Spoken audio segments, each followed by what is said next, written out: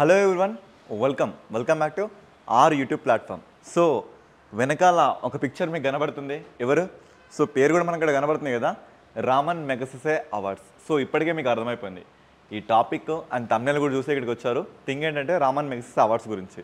So ఎందుకు ఈ awards ఇంత మనకి ఇంపార్టెంట్, ఈ వీడియోలో నేను ఖచ్చితంగా మీకు తెలియని చాలా పాయింట్స్ని ఇక్కడ డిస్కస్ చేయబోతున్నా.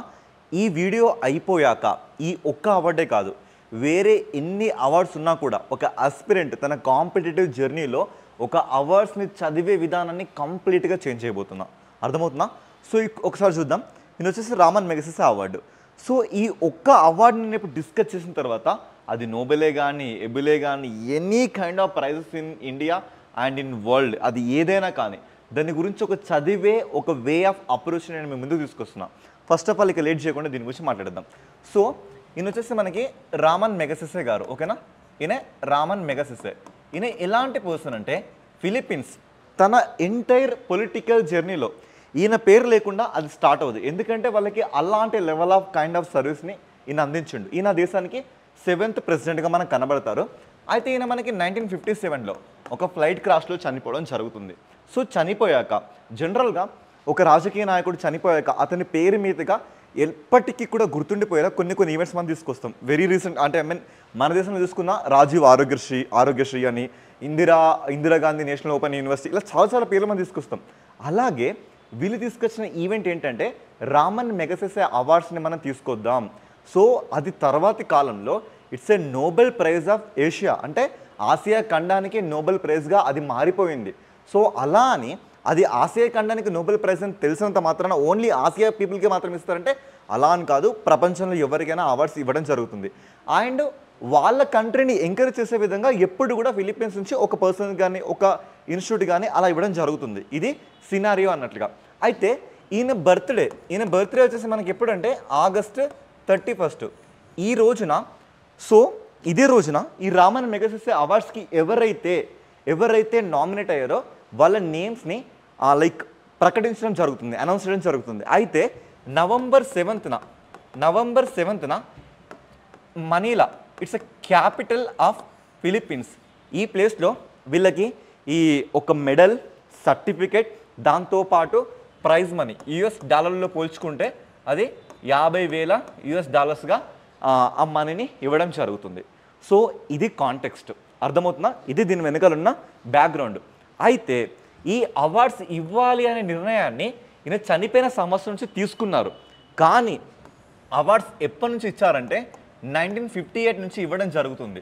సో ఈ అవార్డ్స్ని ఇచ్చే సంస్థ వచ్చేసి రామన్ మెగసెసే అవార్డ్స్ అని ఒక స్పెషల్గా ఇన్స్టిట్యూషన్ ఉంది. దానికి ఆ కాలంలో సహకరించిన వ్యక్తులు ఎవరంటే రాక్ ఫెల్లర్స్ బ్రదర్స్ ఫౌండేషన్ అనే వాళ్ళు ఆర్థిక సహాయం చేయడం జరిగింది. సో డైరెక్ట్గా మనం ఒక అవార్డు తీసుకొచ్చినాం, దాని వెనకాల ఫినాన్షియల్ సపోర్ట్ ఎవరో ఒకరు ఇవ్వాలి కదా, అలా అంటే ఇప్పుడు చెప్తున్న ప్రతి దాన్ని నేను మీ కంటికి చూపించబోతున్నా, ఓకేనా? ఎస్.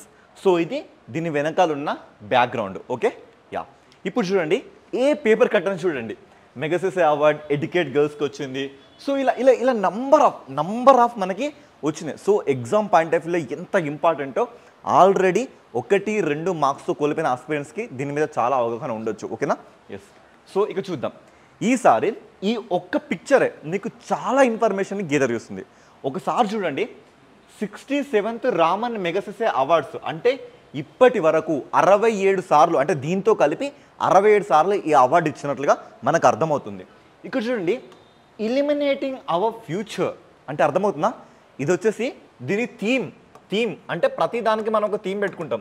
సో దీని థీమ్ వచ్చేసి ఇలిమినేటింగ్ అవర్ ఫ్యూచర్. దయచేసి థీమ్స్ని తెలుగులో కన్వర్ట్ చేయకండి. ఇలిమినేట్ అవర్ ఫ్యూచర్ అంటే మన భవిష్యత్తుని మనం ప్రజ్వలిద్దాం అనేలాగా మాత్రం మీరు చేయకండి. Only eliminating our future, that's it. ఇక్కడ చూడండి ఎంతమంది కనబడుతున్నారు, నంబర్ 1, 2, 3. అంటే ఈసారి ఈ అవార్డు ముగ్గురికి వచ్చింది. ఆ ముగ్గురిట్లలో ఒకరెవరు ఒక ఇన్స్టిట్యూషన్, ఇద్దరు వచ్చేసి పర్సన్స్ అని ఇక్కడ మీకు అర్థమవుతుంది, అంతేనా? ఎస్. చూద్దాం. ఇక్కడ చూస్తే ఒక పర్సన్ షహీనా అలీ, మాల్దీవ్స్, అర్థమవుతుందా? షహీనా అలీ, మాల్దీవ్స్. సెకండ్ చూస్తే foundation to educate girls globally, ఇది ఒక ఇన్స్టిట్యూషన్ పేరు అండి. ఇన్స్టిట్యూషన్ పేరు, దయచేసి ఈ పేరుని పూర్తిగా గుర్తుపెట్టుకోండి. ఎడ్యుకేట్ గర్ల్స్ అని మాత్రమే గుర్తుపెట్టుకోకండి, పూర్తి నేమ్ని గుర్తుపెట్టుకోండి. ఏంటి పూర్తి name? Foundation to educate girls globally from India. Next చూస్తే క్యాథలిక్ ప్రీస్ట్, అంటే ఈయన క్యాథలిక్స్ క్రిస్టియన్స్కి సంబంధించిన ఒక ప్రీస్ట్ ఉన్నట్లుగా. ఈయన పేరు చూడండి, ఫ్లేవియానో ఆంటోలియో. ఓకేనా, ఫ్లేవియానో ఆంటోలియో ఫ్రమ్ ఫిలిప్పీన్స్. సో ఈసారి ఈ అవార్డు ముగ్గురికి వచ్చింది. ఈ ముగ్గురిలో ఇద్దరు వచ్చేసి పర్సన్, వన్ థింగ్ వచ్చేసి ఇన్స్టిట్యూషన్ ఫ్రమ్ ఇండియా. అయితే ఇక్కడ సిగ్నిఫికెన్స్ థింగ్ ఏంటంటే this is the first time from India it is giving to an institution. ఇప్పటి వరకు ఇన్స్టిట్యూషన్కి వచ్చిన దాంట్లో ఇదే ప్రథమంగా మన భారతదేశం నుంచి కనబడుతుంది. అయితే ఈ అవార్డుని మొదటగా ఇచ్చినప్పుడు మనకి కొన్ని కేటగిరీస్ ఉండేటివి, లైక్ గవర్నెన్స్ కానీ, లేదా పీపుల్ సెంట్రిక్ కానీ, జర్నలిజం కానీ, ఇలా కొన్ని మనకు ఉండేటివి. అయితే తర్వాత 2000 డికేడ్స్లో దీంట్లో ఎమర్జింగ్ లీడర్షిప్ అనే ఒక కొత్త కేటగిరీని తీసుకురావడం జరిగింది. అయితే ఇక్కడ మొత్తంగా చూసుకుంటే మనకి ఎన్ని కేటగిరీస్ ఉన్నాయంటే అప్రాక్సిమేట్లీ మనకి 6 కేటగిరీస్ కనబడుతున్నాయి. సో చూడండి, ఈ కేటగిరీస్ కూడా గుర్తుపెట్టుకోవడానికి ట్రై చేయండి. సో చూస్తే గవర్నమెంట్ సర్వీసెస్ అని, పబ్లిక్ సర్వీసెస్ అని, కమ్యూనిటీ లీడర్షిప్ అని, journalism, literature, creative community words అని, పీస్ అండ్ ఇంటర్నేషనల్ అండర్స్టాండింగ్ అని, ఎమర్జింగ్ లీడర్షిప్ అని, ఇలా మనకి 6 కేటగిరీస్ ఇక్కడ ఉన్నవి. కానీ తర్వాతి కాలంలో 2009 నుంచి ఈ ఏ కేటగిరీ కూడా అవసరం లేదు.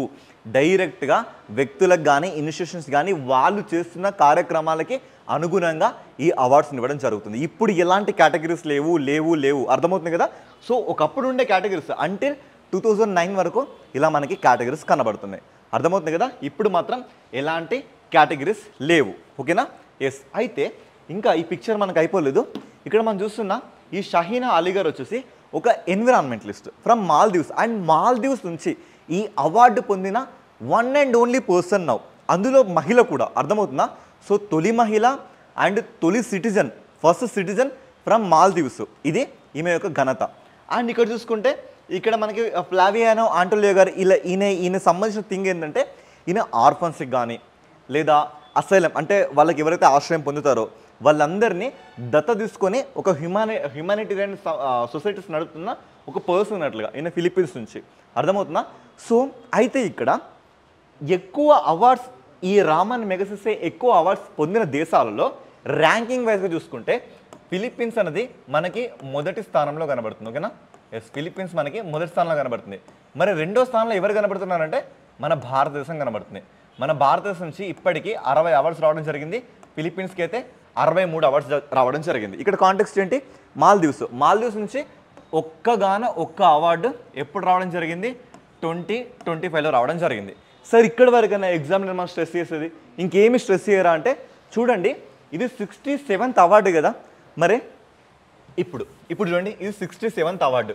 మరి 66, 65, 64, 63 ఇక్కడ ఏ కేటగిరీలో చూసుకున్నా లాస్ట్ టైము ఇండియాకి ఏ సంవత్సరంలో అవార్డు రావడం జరిగింది. 67th టైం ఇది ఏ సంవత్సరం మనకి 2025. 66లో 2024లో ఇండియాకి ఏమైనా అవార్డ్స్ వచ్చినాయి సార్ అంటే నో, ఇక్కడ ఏమీ కూడా రాలేదు. మరి ఎప్పుడు వచ్చేసారంటే 2023లో రావడం జరిగింది. అది ఎవరికంటే Ravi Kannan, he is a doctor from Assam state. ఈయనకి రావడం జరిగింది. ఓకేనా, ఎస్, ఫ్రమ్ అస్సాం ఈయనకి రావడం జరిగింది. ఇక అంతకుముందు చూసుకుంటే 2019లో ఇండియాకి రావడం జరిగింది. సో ఇలా కూడా చూడండి, ఏదో అవార్డ్సే కదా, ఇప్పుడు వచ్చిన డేటానే కదా, దాన్ని మాత్రమే అక్యుములేట్ చేసుకుంటా అంటే కలవదు. అర్థమవుతుందా. సో దీనికి ముందు ఇంకేమైనా అవార్డ్స్ వచ్చినాయా, మరి వాళ్ళ పేర్లు ఏంటి, ఇలా అన్నట్లుగా. జనరల్గా ఎవరైనా ఆస్పిరెంట్ ఈ ఫీల్డ్లో 2 to 3 or 4 years వరకు ఉంటే మళ్ళీ మీకు అప్పుడు వినడం జరుగుతుంది, మళ్ళీ ఇప్పుడు కూడా వినడం జరుగుతుంది. ఇలా మీరు ఈ థింగ్ని ఈజీ చేసుకోవచ్చు. ఓకేనా, ఎస్. సో చూస్తే ఎడ్యుకేట్ గర్ల్స్, ఈ ఎడ్యుకేట్ గర్ల్స్ని స్థాపించిన వారు ఎవరంటే సఫీనా హుస్సేన్. ఆవిడ ఫోటో కూడా మీకు చూపించడం జరుగుతుంది. Yes, she is Safina Hussain. ఈవిడ ఏంటంటే 2007లో లండన్ ఎకనామిక్ స్కూల్స్ నుంచి వచ్చిన తర్వాత మన దేశంలో ఎక్కువగా రిమోట్ ఏరియాస్ కానీ విద్య అందని ఆడవాళ్ళకి ఖచ్చితంగా గర్ల్స్ అందరినీ ఎడ్యుకేట్ చేయాలనే విధంగా foundation to educate girls globally అనే సంస్థని స్థాపించడం జరిగింది. ఈవిడ పేరు గుర్తుపెట్టుకోండి, సఫీనా హుస్సేన్. పేరేంటి మనకి, సఫీనా హుస్సేన్. యా, ఈ నేమ్ని మాత్రం చాలా బలంగా గుర్తుపెట్టుకోండి, సఫీనా హుస్సేన్ ఈవిడ పేరు. ఓకేనా, ఎస్. సో నెక్స్ట్ చూసుకుంటే మనకి షహీనా అలీ, ఇప్పుడు వచ్చేసి మనకి మాల్దీవ్స్ నుంచి. Next Flaviano Antonio, so he's from Philippines.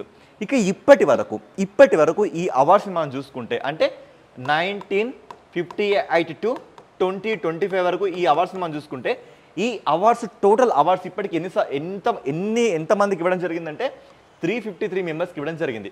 ఈ 353 మెంబర్స్లో ఇండివిజువల్ పర్సన్స్ వచ్చేసి మనకి 326.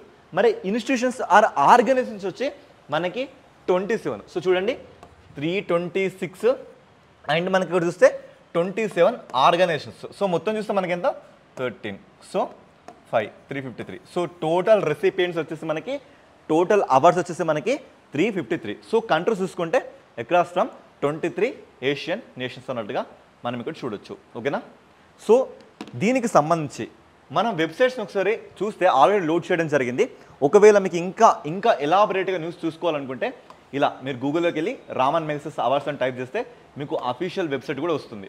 సో ఇందులోకి వెళ్తే ఈ రామన్ మెగసెస్ అవార్డ్స్ అంటే ఏంటి, ఇవి మనకి ఎప్పుడు స్టార్ట్ అయ్యాయి, సో ఇదంతా రియల్ టైం వర్షన్ అన్నట్లుగా.